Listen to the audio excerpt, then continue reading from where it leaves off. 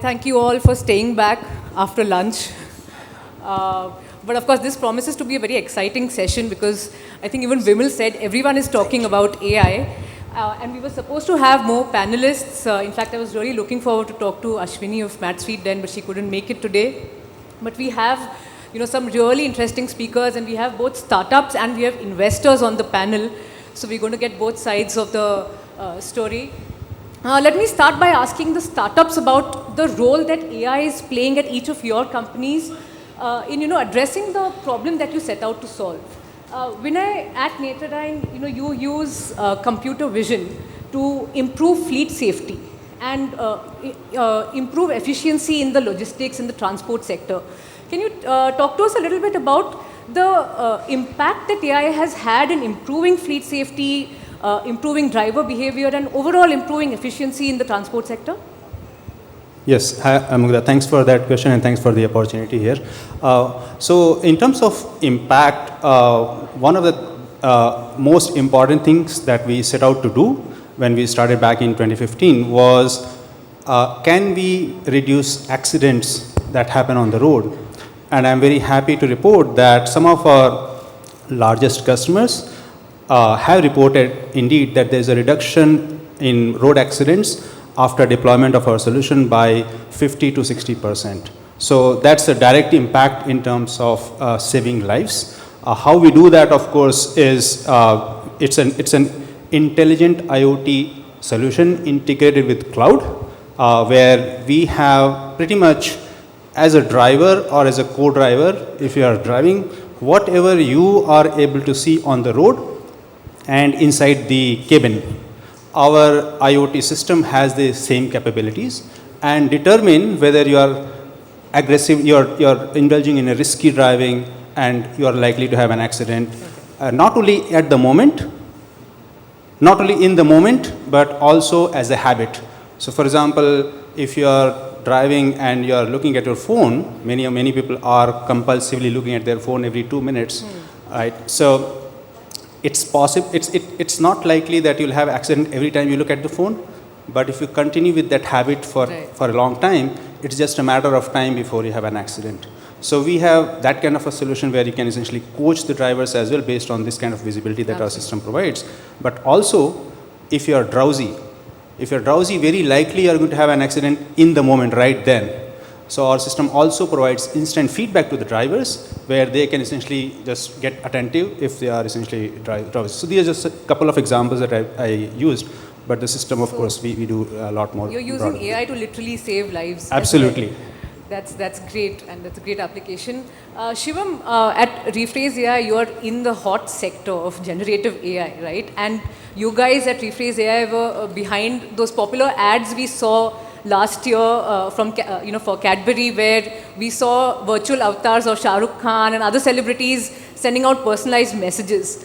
So you have a text-to-video tool. Can you talk to us a little bit about the different use cases and different applications that you are seeing at Rephrase.ai, and generally the applications and use cases in generative AI that you're excited about? Yeah, hey, thanks for having me here. Just to give a very short overview of what Rephrase does, it's a generative AI video tool, like you said. What we started out with was to make video creation as simple as typing text. So the idea was that we would in future be able to create an entire movie out of just a Hollywood script. And with that vision, we started building this system which could just take in any sort of text and started creating and delivering these videos that people like to consume. Because the entire hypothesis is that people like to consume videos more than they like to read text. And with that, we basically built this horizontal layer of technology which could create digital avatar of any real human. And with that, you can imagine using it in almost any place where we were using videos today, and places where we could not use videos today because of the operational complexity and the cost of creating a video. So if you have to get a video made today, you probably need to hire a studio, work with them for weeks to give you specifications, etc. And that takes weeks. With AI, with our product, you can actually create these videos in a couple of minutes. And then you can use this technology in a lot of places where we have converted it from a service which used to take weeks to a few minutes and just get the video out. So there are companies now using it in marketing, like you said, for not just a Cadbury ad. We created millions of different videos of Shah Rukh Khan where he would have probably had to sit in studio for a year or longer to create that many videos. So it helps scale their time. We're also working with one of the largest e-commerce companies to create product videos. There are companies using it to create training videos to deliver internally or to train their customers on how to use their products. So what we are really excited about is to just democratize the video creation aspect of this and with AI and help people communicate in the language, which is video, which people like to watch and understand. So yeah, that's what we're most excited by. All right, those are very interesting videos for sure. Let's come to the investors on the panel. Hemant, at Lightspeed, you've already backed several AI startups. In fact, Rephrase.ai is also a portfolio company. You have Next Billion AI and multiple others. I want to ask you about the role of capital in helping Indian startups really build and scale AI in India. Because, if you look at OpenAI, they have raised billions of dollars, 10, 11 billions of dollars. Is that much capital going to be available for Indian startups? There was a NASSCOM report that said that generative AI startups in the country in the last 2 years raised around 400 to 500 million. And of course, these are early days, but what do you think is the role of capital going to be? Is it going to be the moat for a lot of AI companies? Is it not? Thanks for the question and thanks for having me, Mukta. Look, so Lightspeed is a global venture capital firm. We manage about roughly $18 billion of capital across US, Europe, China, India, UK and Israel. To answer your question, the role of capital, I would say something very provocative. The venture capital exists because there are founders that exist that want to take huge amounts of risk with their time and their energy to build massively large and scalable companies. Most founders and most companies do not fall into the category where they should raise venture capital. That's separate from capital because there are many sources of capital available. You could mortgage your house and get a loan from the bank. You could bootstrap your business, or you can take friends and family money and so on and so forth. You could get customers' revenue and then use that to sort of keep scaling your business, and many people do that. Venture capital is a very specific category of capital where you have a dream. It's a very risky dream. Very likely that the dream will not come about. But there's a small chance that if you succeed, you will change the world in a very meaningful way. For those kind of founders, and they're very specific kind of founders, venture is a really good fit. Right? So that's just my response on what role capital should or does play in the role of a founder's journey. Now, back to your question about whether capital is a moat, I would say when you're starting a company, basically the entire deck is stacked against you, right? Nobody knows who you are. Nobody wants to join your company. At least nobody smart wants to join your company because they have many options. Nobody wants to fund your business. No customer cares about you because who are you for them? Nobody. So the entire deck is completely stacked against you. What you've got for you, perhaps, is your background knowledge about a problem you're solving, and maybe to an extent, if you are a venture-backed company, you have some capital which you can then deploy into the business without waiting for that capital to come to you over the next 3-4 years through customers' revenue. You're essentially shrinking 3 years or 4 years of time, getting that money up front, and then you can deploy that into the business today to build the legs faster than anybody else. To the extent money can lead you to product market fit, this is helpful, but I would sort of also say that somebody much more famous than me once said that 9 women cannot have a baby in a month. Some things will take time. No amount of capital can get a business to product market fit. Customers don't care whether you have 10 million in the bank or 100 million bucks. They care about, are you solving a problem for them or not? And the reason for a company to exist is primarily to solve a problem that a customer cares about. No amount of capital can solve that pain point for you, but to the extent, you can shrink your journey in time, venture capital could be of help. All right, there's definitely a role for capital and venture capital to be specific. Prayank, let me come to you then. At Accel, you're also looking closely at AI startups. You've launched an accelerator program as well with AWS. a lot of startups today are saying that they're doing AI. In fact, even Vivil said earlier, like everyone's talking about AI. But I think, is India still to make a mark when it comes to the large language models, so the foundation models, which will be the core for, artificial general intelligence or AGI. What are your thoughts on that? Of course, we are seeing some work happening in IIT Madras and some institutions. What role can startups play there, or do you think it will largely be driven by these education institutions, and then startups will have to collaborate and work? How are you looking at this space? Thanks, Mugdha, for the opportunity. Because of the accelerator which we've launched, we get to see a large number of startups in India.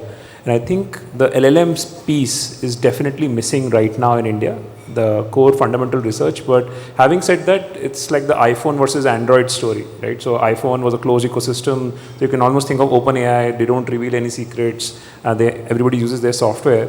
But you should thank Meta. Meta launched Llama and then Llama 2. They leaked, and they were pushed into the open source space by the leak of Llama, which has essentially set through a whole motion of open source AI. And that open source Gen AI, open source LLMs, a lot of Indian startups are taking that Llama 2 model or other such similar models, like Stable Diffusion has also launched, Stability.ai has also launched a lot of their open models, and people are innovating on that. So I think from the startup world perspective, a lot of world-class research is already available for startups to innovate on, and we are already seeing a lot of Indian startups taking those models, applying their own data, bringing new kind of techniques to improve those models and bring out new solutions. I don't think today there is a very strong collaboration between startups and research institutes in India, and I think the commercialization of those technologies hasn't happened yet. But I think IIT Madras, IIT Delhi, I think Hemant's firm has also funded Sarvam, this IIT Madras professor who's come out, and I think those pockets of collaboration exist, but we need a lot more of those. I think that's for sure. The fundamental question I am not able to get comfortable with is, if we build an LLM for India, for example, will Indian developers use it? Or they will use a international LLM simply because, developers only, or startups will take the best technical product out there and use it to serve their customers. They will not say, hey, this is made in India, that's why I'm going to use it, right? People use AWS, people don't use necessarily very Indian specific servers or things like that. So I think that is something to think about. And so one, loyalty of developers, and second, which is what does the India specific LLM mean, right? So yes, languages, yeah, so on Wednesday, 11 labs launched their newest avatar of, which supports Hindi. Meta launched a new model of audio, which also supports Hindi. It actually supports Tamil as well, right? So I think some of these larger players will compete, and then how do Indian startups win against them is something I constantly worry about, and people have to find a way to go and attack that surface against them. No, you brought up an interesting point about how do Indian startups compete with global startups. And Shivam, let me ask you that then, because there are a lot of global startups in this space. How are you looking at competition from, of course, Indian startups and global companies? And we have funded his competition, which is in France. So, yes. Synthesia. Accel has. So interesting. Yeah, I think that's an interesting question. So there are two different ways to look at it. One is the way we have developed our business is business built in India, but it's for the world, right? So it's a global SaaS company. But if you build something which is very specific to India, and the use cases are also particular to India, that becomes a whole different story. So the way we look at the competition in this space is that, okay, everyone is basically trying to solve a certain problem. They all start with, at a very high level, almost similar goal.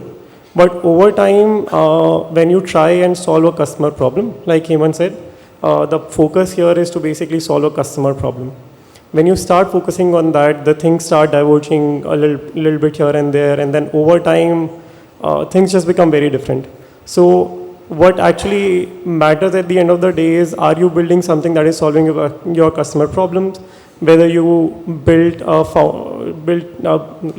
whether you solved it by building a foundation model yourself, or did you use an external technology.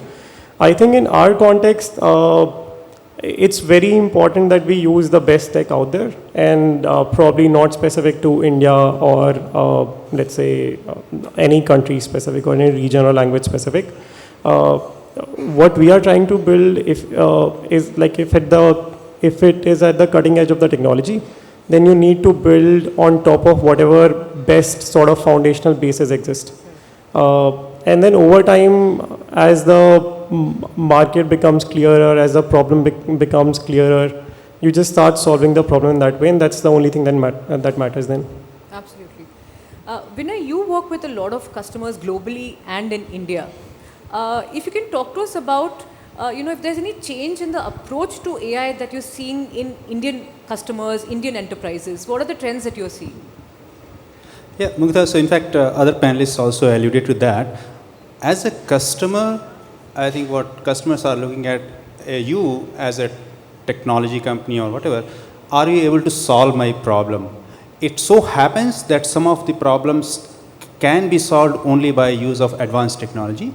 And so that's what essentially we should be doing, and that's what we are doing. So you're absolutely right. And now, in some cases, there is this initial inertia or initial reluctance or skepticism whether the technology can really solve the problem or not. So generally, you would see that the developed world would adapt to that faster.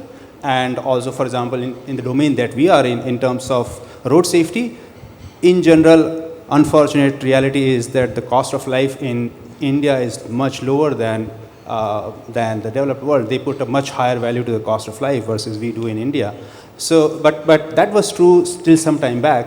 But while again, just like Shivam mentioned, we are also building in India, but for India and for the world. Lot of adoption early on came from the developed world. We are seeing a lot of traction in India now as well. So in fact, in last 1 year, we have grown by 10 times in Indian market. So there is definitely a lot of acceptance, and once they see some of these case studies saying that, oh, this is really working, this technology is really going to work and save not only money, save not only lives, but also good for the brand of the business. So it's helping them all around. So ultimately, are we able to solve the problem? If the answer is yes, then adoption is there. And it's just that last 20 years or so, software was solving a lot of these problems. AI, of course, is also another type of software, but currently using AI, you are able to solve completely new types of problems as well that were not possible earlier. Okay, so 10x growth in India in the last year. Yes, so that's definitely good traction here and acceptance. Right. Let me shift the discussion to a slightly tricky issue to talk about. That's regulation of AI. Everyone is talking about regulation, and in fact, Vimal said something nice. AI can be beautiful, but it can also be risky, right? Hemant, let me then ask you quickly: what are your thoughts on the regulation of AI, the ethics of AI? There's of course several countries are looking at creating AI-related policies. There's some work happening in India. There's also the data protection law that's come up in India. Your thoughts on how AI should be regulated, and which side of the debate are you on when it comes to that pause on AI, powerful AI systems that a lot of eminent people in the ecosystem are talking about? Yeah, I think the job of the innovators and entrepreneurs is to take risk and break rules, and the job of the government and policymakers is to make policies that allows innovation to survive and thrive without, harming their citizens. Those are the two very clearly defined roles. When you have confusion on one or the other side, it leads to more destruction than creation, which is what happened, I think, in India in the crypto ecosystem, is happening in the gaming ecosystem, and may happen in the AI ecosystem. So I think it's very imperative that the government understands what the role that they need to play here and then really act on it. Whenever you have a fundamentally important technology like AI, or at least the stage that AI is at today, not the stage it was at 10 years or 15 years ago. And the stage is that it's very powerful, it's almost undifferentiable from reality, and is accessible for cheap for anybody, right?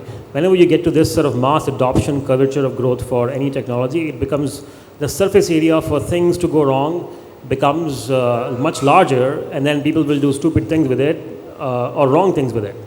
And the stupidity is much bigger than malintent in many cases, right? So I always believe that guns don't kill people, people kill people, people with guns kill people, and AI is not the fault of AI when somebody does something stupid, it's the fault of the people. Now we have to then find clear policies which then, when violated, lead to clear outcomes. And that will lead to people, hopefully, remaining within the boundaries and knowing exactly what crosses it. And I think the right time is now, which is also why Sam Altman is doing his world tour, meeting all the sovereign heads of the world, because he wants to sort of say, come regulate us, regulate us. When do you see that happening to any technological innovation where the innovators go out in the world themselves and say, please regulate me, because otherwise I don't know what to do with myself. That's where we are now in AI. So I think it's high time. Okay. So I calling disagree. for regulation. Yeah, Prayank. I disagree. So, I mean, this is science, right? So, I mean, imagine if when wheel was being built, somebody said we'll regulate how the wheel is going to get built, none of the modern economy would have existed, right? Or when electricity was invented, we will regulate electricity, right? So, it's AI is like that, right? So, I think, and by the way, we are not at that, we are very far away from AGI is what I personally believe. And, yes, agents and having, AI girlfriends and all of, and, AI counselors counseling on psychological issues is very scary. I understand that. But I think the fact that regulation for the sake of regulating is, I mean, when people think of regulation, people go in a very negative connotation. So protecting fundamental rights is great. But I think regulations which come in the way of scientific innovation, I don't like, right? Because AI, and it has been proven, right? The more you try to regulate, like why Google came up with a paper, attention is all you need, like way back in 2017. They actually never worked on it that much because they were always afraid that what will people say negatively about Google. And OpenAI came and said, chuck it, we will just launch the models in the public. And you see a whole new wave which has happened. It wouldn't have happened if somebody had at that point said, no, we can't launch it because it hallucinates, right? So I think even with hallucination, people are fine.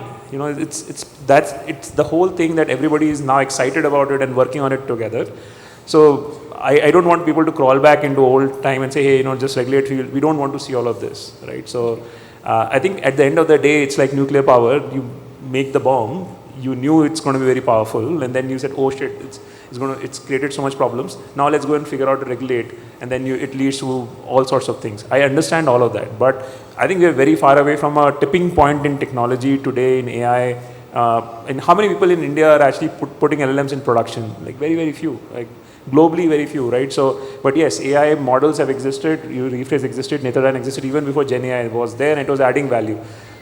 I think it's just that when technology becomes very difficult to differentiate from human experience, it's when people start feeling worried about, because why Gen AI waves is just captured imagination of everybody, but it's also giving people scare. I don't think we should regulate So it. you're saying you shouldn't regulate, you say there are guardrails needed. Just my rejoinder will be that many large industries have been destroyed for lack of clear regulation. It doesn't mean you stop innovation, but lack of clarity around regulation has killed the green energy industry in the 2000s.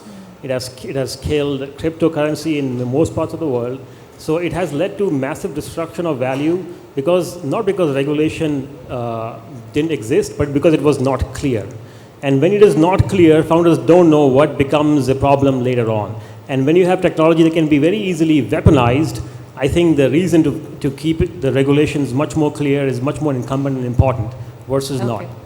And you made the analogy of nuclear power. Right. But then should we wait for the bomb to be dropped and then regulate? Or should we actually regulate so that doesn't happen? I think all of us are much smarter now than then. So I think people are smart. Yeah, please. I was just wondering that I think there's a middle ground. I think your question was whether there should be a pause. I think that's an extreme step in my view. I don't believe Hemant is also saying that we should be putting a pause. But the other extreme is I will not do, I think the discussion is we should continue to make progress, but think about what kind of regulation is necessary so that you don't wait for the nuclear bomb to essentially get blasted before you actually get there. So, but it needs to happen in parallel. Definitely, I think pausing on technology is not a good idea because there are not only good actors in the world. You pause, all the good guys will pause, what about the bad guys? They are still going to continue in their labs, trying to learn from all of this and continue to build the nuclear bombs. So pause is not an answer in my view, definitely, but we definitely need to make sure that we are... Okay. Shivam, I want to ask you, because you're in the text to video space and the generative AI space, we are seeing the whole issue of deep fakes really creating a big problem. What do you think should the role of AI builders, AI creators be, of platforms, of governments and regulators be, in ensuring that people are not really kind of fooled by deep fakes, and how as consumers should we also be kind of more aware to what we are watching and whether something is a deep fake video or a real video? Anything that you want to share on that? Yeah, this is a really interesting topic. Even when almost 5 years ago when we started, every time I talk to someone about, okay, this is what you're building, their first question was, okay, what if someone creates this video? And I think we've come like a long way since then. Everyone here reads WhatsApp forwards. And I remember like 2 years, 3 years back when it was just starting. The forwards were becoming more and more popular. Maybe like WhatsApp has existed for a while. But when forwards, people just started believing right away. Platform like WhatsApp had to come in and say that, okay, they added that forwarded, just a very small tag on top of every message, forwarded many times or forward, which actually then started giving this clarity that, okay, this is just a viral message going around. It might not be credible.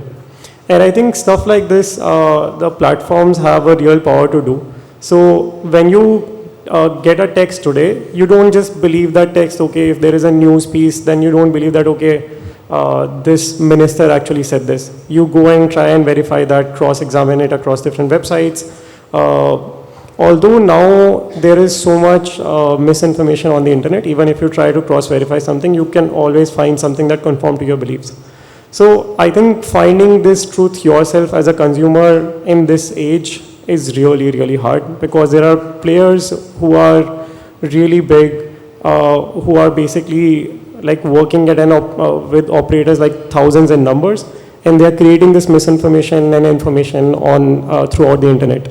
So if you try and examine a video just by looking at it, it's going to be really hard. It's basically like a journey of creating virus and antivirus. So although there exists a lot of technology which try to detect deepfake videos, the virus in this case, which is the deepfake videos, they will probably like always go ahead at some point. So I think the real answer to this will be in platforms. When they get a video, they actually verify the source then and there. So for example, if you're uploading a video on YouTube, or if you are recording or forwarding a video on WhatsApp, you can see that, okay, if it's being recorded from a camera, this is the person who actually recorded it at this exact time, and this is the video that is being forwarded. I think things like those can actually really help this. Otherwise, if you try to just detect it using technology, I think it's going to be really hard. It's basically going to go back to the like this old age, which humans just believe on a reliable source or a reliable person. So if I have two people in front of me saying different things, I would probably go with someone who looks more credible, who comes with like a strong sort of credible background, and I can rely on them. I think that's what platforms need to do, like add a source that, okay, this is where the video is coming from. Absolutely. So I think responsible use of AI is the need of the hour. But I think we've run out of time. This conversation can go on. Thank you so much. And those of you who want to ask questions can please cast them offline. We're completely out of time. Thank you so much. Thank you, Mugdha. Thank you. Thank you.